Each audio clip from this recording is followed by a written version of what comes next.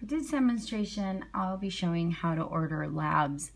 You can get to the lab template by going into the assessment and plan template. You'll find it under assessment and plan. You can get there by clicking assessment, or you can click add and update, or you can actually go directly to where it says labs. Either one will bring you to the same template. I'm going to start with assessment, because usually when you're doing orders, you start with your assessment and you can just stay within the template without having to leave it until you've completed all your orders. As you can see, you can go from assessment to your plan, to AP details, to labs, diagnostics, referrals, and office procedures. I'm going to go ahead and click labs because I already have some assessments listed here.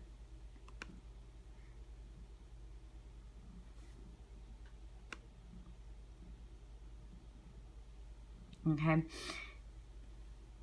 First, you have to select a diagnosis. With any order, a diagnosis has to be selected first, always, always, always. Then you can go ahead and choose from the different panels that we have of labs.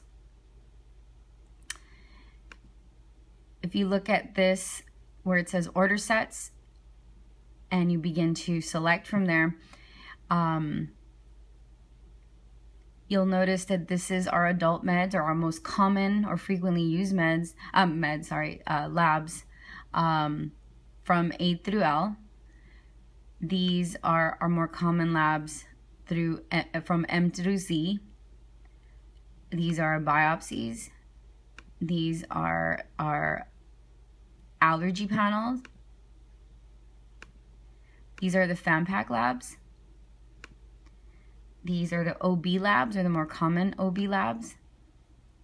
These are the GYN labs, pediatrics, and our cultures. I want you to notice that in culture is where you'll find the H. pylori, as well as other cultures like ear, nasal, stool cultures, throat cultures, as well as our vaginitis probe.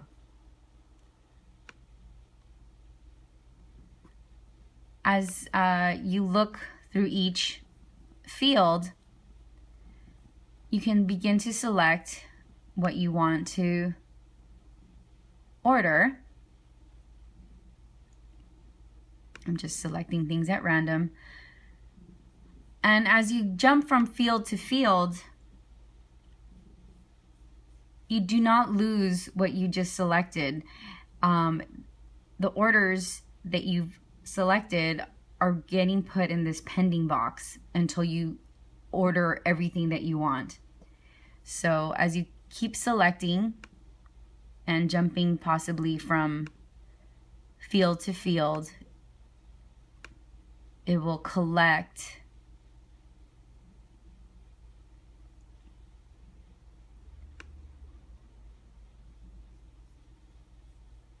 all your items. So then when you're ready to submit to place order, you get them all together at the same time, instead of having to place order or submit for every order. You just collect them, you keep just adding what you want, and you submit them all together. And you'll notice that it'll go from the pending box to the ordered lab box. So these labs are now officially ordered. There are some labs that have something called an AOE, which means that you need to document some extra information. Usually this appears under cultures because you'll be documenting, or a biopsy, maybe documenting where your specimen came from.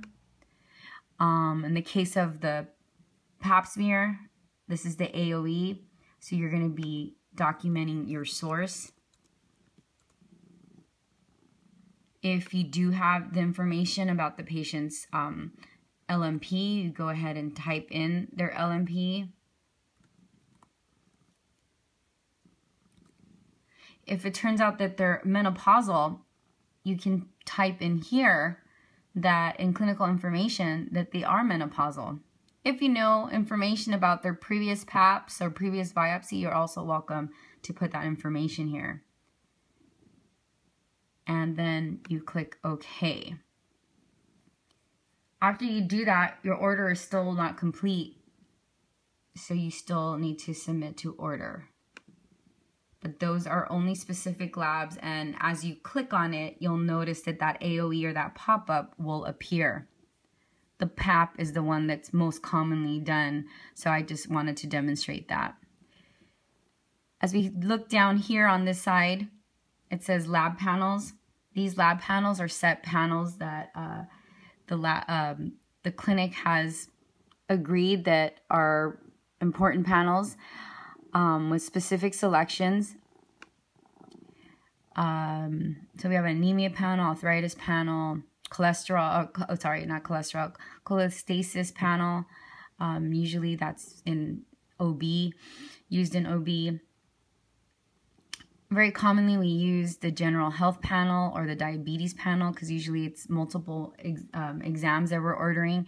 And to save time, you can just select one of these and order the labs much faster. I'm going to select my diagnosis as hypertension, and I'm going to select the general health panel, and you will see that it will populate all the items that we have in that panel. So this panel consists of a TSH, a lipid, a CBC, a CMP, and a uric acid. If for some reason you really want all of these labs minus this one, then go ahead and clear the lab that you don't want. But at least most of your labs have already been ordered without you having to click on each individual lab. Another way of using the panels is obviously if you want to select a majority of your labs already and then select or attach more labs, which you can go ahead and do that. And everything again goes into the pending box. And once you've selected everything, you submit to bill. If you are not finding a lab in the more common panels that we have here, it does not mean it doesn't exist.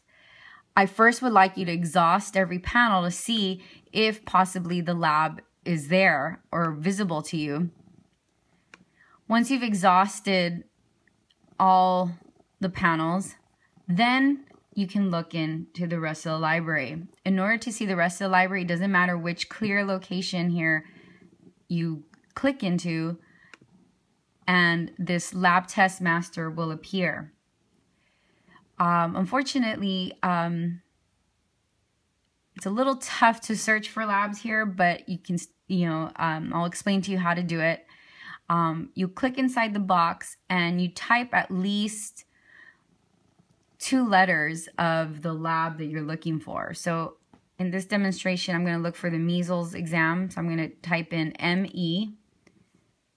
When you type ME, you will see that it takes you to the labs that start with M and E. And so you'll find the measles lab there. And you can select it, click OK, and then it drops it here, and you can go ahead and submit it. Again, we're going to test it out. I'm going to type in, I don't know, what's another good example? Dilantin levels. So I put DI,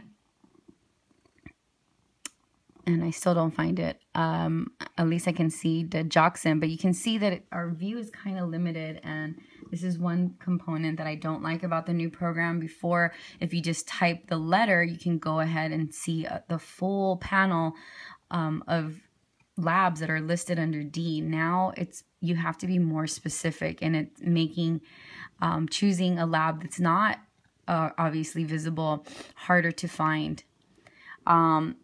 If you truly can't find it, you have to then inform the lab if they can do this lab and do it on paper, because it's possible, it's very possible that it's not in our lab library.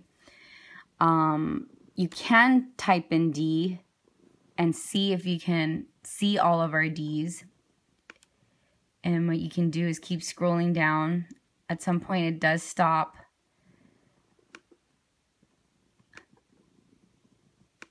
And that's what our limitation is right now. But if you scroll if you highlight inside and scroll with your cursor on the computer, it will stimulate the ability to see even more things. So if you just use this, it will stop at some point. If you highlight inside and then use your arrow on your computer, it will let you see all the D's. Okay. But again, it's not as user-friendly as it was before, I have to warn you. But try your best to find what you can. And, you know, if you can't really find it, then you need to inform the lab. Okay, and this concludes the demonstration of the labs. And of course, before you go away, you need to click Save and Close.